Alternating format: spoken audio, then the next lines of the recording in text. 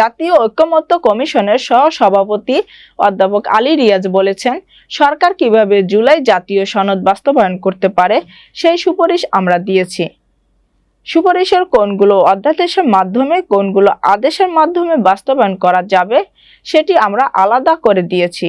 সংবিধান বিষয়ে 48টি পরামর্শ দিয়েছি। বিস্তারিত ডেস্ক রিপোর্টে। দুপুরে ফরেন সার্ভিস একাডেমির মিলনায়তনে এক ব্রিফিংয়ে তিনি এসব কথা বলেন। তিনি বলেন, কিছুক্ষণ আগে জুলাই সনদ বাস্তবায়নের সুপারিশমালা প্রধান উপদেষ্টার নিকট পেশ করা হয়েছে। আজকের মধ্যে রাজনৈতিক দল যারা এই প্রক্রিয়ার সঙ্গে যুক্ত ছিলেন তাদেরকে অবহিত করব। তিনি আরও বলেন, 6টি সংস্কার কমিশনের 166টি সুপারিশ রাজনৈতিক দলগুলোর কাছে চায়।